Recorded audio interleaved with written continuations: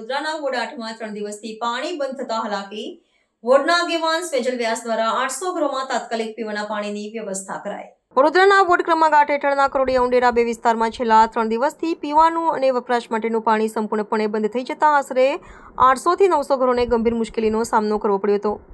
સ્થાનિક નાગરિકોને પડી રહેલી તકલીફને ધ્યાનમાં રાખીને વોર્ડના આગેવાન સ્વેજલ વ્યાસે તાત્કાલિક સક્રિયતા દાખવી હતી। તેમણે વ્યક્તિગત ધોરણે તમામ ઘરોમાં શુદ્ધ પીવાનું પાણી તેમજ અન્ય વપરાશ માટેનું સ્વચ્છ પાણી પહોંચાડવાની વ્યવસ્થા ગોઠવી હતી, જેથી કોઈ પણ પરિવારને પાણી વિના સંકટ વેઠવું ના પડે। યોગેશ્વર પાર્ક, કિસ્મતનગર, ગાયત્રી કૃપા, ખોડિયારનગર, વિજયનગર, પ્રભુનગર અને નવદુર્ગા સોસાયટી જેવા વિસ્તારોમાં પાણીની અછત સર્જાતા મહિલાઓ, બાળકો અને વડીલોને પારાવાર કષ્ટ વેઠવું પડ્યું હતું। આ ગંભીર સમસ્યાની જાણ થતાં શ્રી વ્યાસે સવારથી જ પાણી વિતરણની વ્યવસ્થા સંભાળી લીધી હતી। તેમણે મહાનગરપાલિકાની કામગીરી પર આકરા પ્રહાર કરતા જણાવ્યું હતું કે પાણીની લાઇન બંધ કરતા પહેલા નાગરિકોની મુશ્કેલી અંગે કોઈ પૂર્વ તૈયારી કે વિચારણા કરવામાં આવી નહોતી, જે મહાનગરપાલિકાની બેદરકાર અને નાગરિક હિતો વિરુદ્ધની કામગીરી દર્શાવે છે। આ સમગ્ર મામલે સ્વેજલ વ્યાસે મહાનગરપાલિકા સમક્ષ તાત્કાલિક રજૂઆત કરી હતી। તેમણે પાણી પુરવઠો તુરંત ચાલુ કરવા અને ભવિષ્યમાં લાઇન રિપેરિંગ કે બંધ કરવાની કામગીરીની પૂર્ણ સૂચના સાથે કરવા માંગણી કરી છે।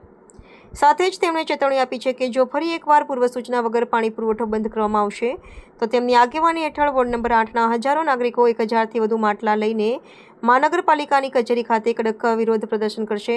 તેમણે વોર્ડ માટે સ્થાયી પાણી વ્યવસ્થા સુધારવાની તકનીકી સમીક્ષાની પણ તાત્કાલિક માંગણી કરી છે।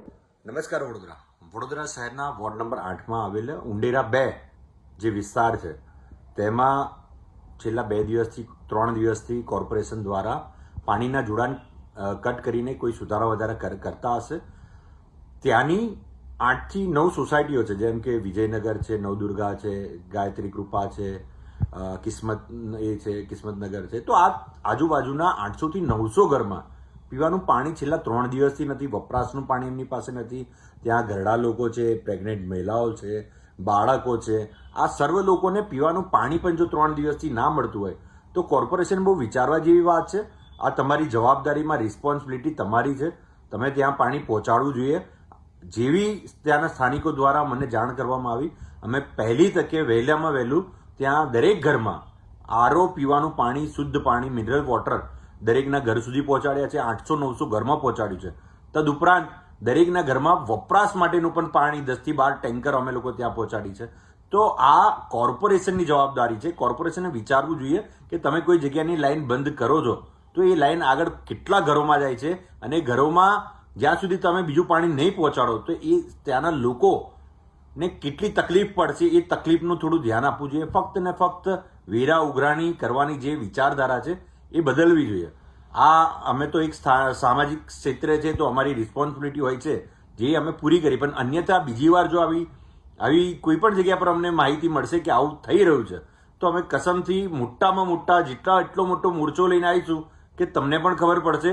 જ્યારે 1000 માટલા તમારા કોર્પોરેશનની બહાર ફૂટશે તો દરેકને કોર્પોરેશનના દરેક અધિકારીને અમે વિનંતી કરીએ કે કોઈનું પાણી બંધ કરતા પહેલા એને પાણી કેવી રીતે મળશે એની વ્યવસ્થાનું ધ્યાન તમારે રાખવાનું છે। જય હિન્દ, જય ભારત।